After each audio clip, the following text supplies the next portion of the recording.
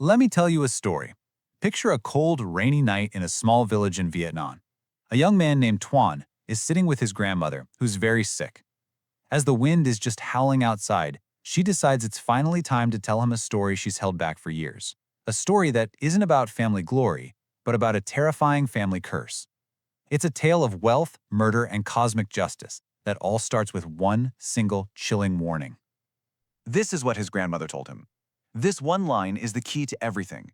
It hangs over 4 generations of their family, acting like both a prophecy and a final judgment. It's the phrase that unlocks the whole tragic story we're about to get into. So, where did this all start? Well, Tuan grew up poor, but he learns his family wasn't always that way, not even close. Turns out, his ancestors were once the richest, most powerful people for miles around. But that kind of fortune, it came at a terrible, terrible price. Now, to really get this story, you have to understand a Vietnamese concept called nghiệp báo, which is basically karmic retribution. But it's deeper than just what goes around comes around. It's the belief that a debt of blood, a truly evil act, creates this spiritual stain that literally gets passed down from parent to child until the debt is finally paid in full, and usually violently. The start of the curse is just shocking. Tuan's great-grandfather, Cu Hol Tin, didn't build his fortune with hard work. Oh no. His grandmother tells him he used a sorcerer to perform black magic rituals. He murdered poor, innocent workers and buried their bodies on his land. The twisted idea was that their angry, trapped souls would be forced to guard his wealth forever. Yeah, well, trapping vengeful souls, it's a really bad idea. The karmic bill came due, and it was brutal. First, the family's money just vanished. Poof. Then, family members started dropping dead from these strange, unknown sicknesses. Servants ran away terrified, talking about seeing ghosts, especially a woman in white holding a baby. And the final nail in the coffin, the patriarch himself, the man who started it all, was found drowned in a river, his face stuck in a permanent silent scream. The legacy was completely destroyed. So after his grandmother passes away, Tuan is all alone, but he's armed with this horrifying piece of family history.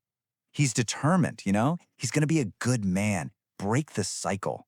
He even meets a wonderful, kind girl named Tu, and for a while it really seems like he's going to make it.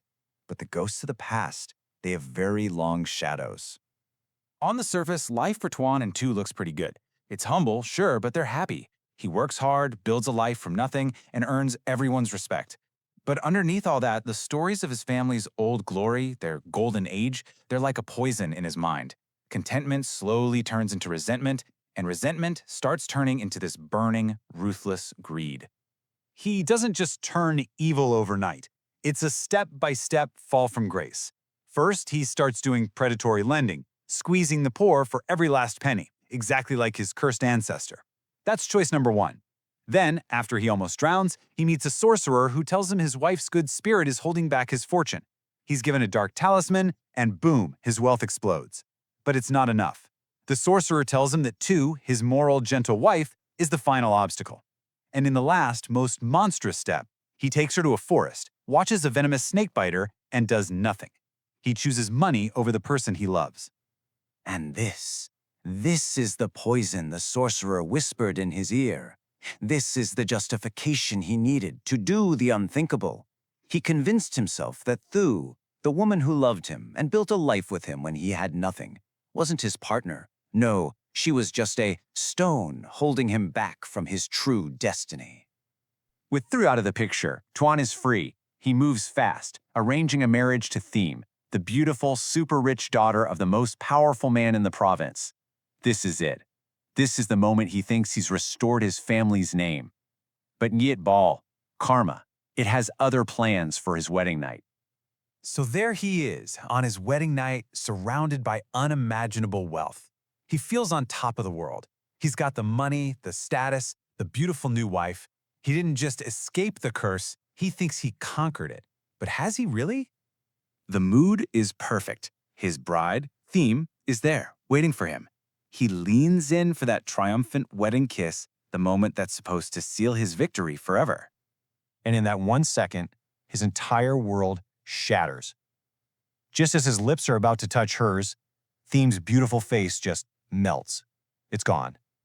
And he's staring right into the bloated, rotting, purple face of his dead wife, Thu. And it gets so much worse. The corpse's mouth opens, and this flood of writhing white worms just spills out, pouring down his neck onto his chest. He tries to scream, but the worms are crawling into his own mouth, literally choking him on his own crime. He manages to push the horrific vision away, but the nightmare isn't over, not by a long shot.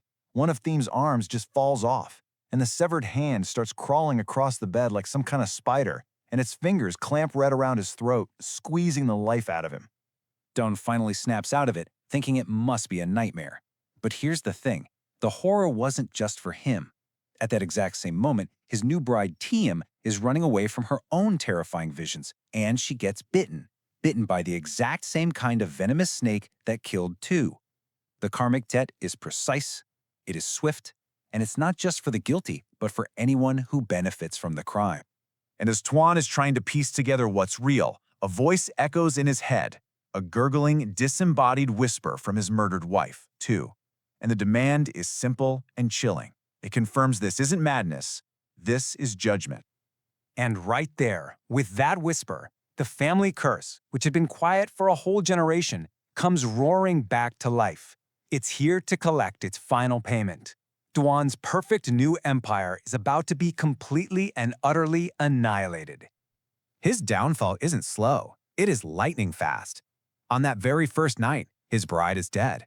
He flees the house in absolute terror, only to run right into the ghost of his own grandmother, her eyes just burning with disappointment.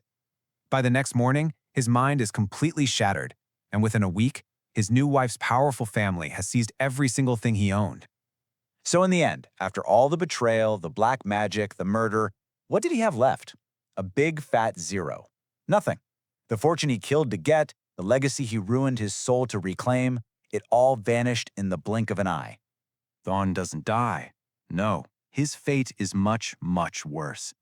He's left to wander the streets as a raving madman, talking to himself, laughing at graves, a living, breathing warning about the family curse, and a testament to his grandmother's words, "Wealth stained with blood will never, ever last."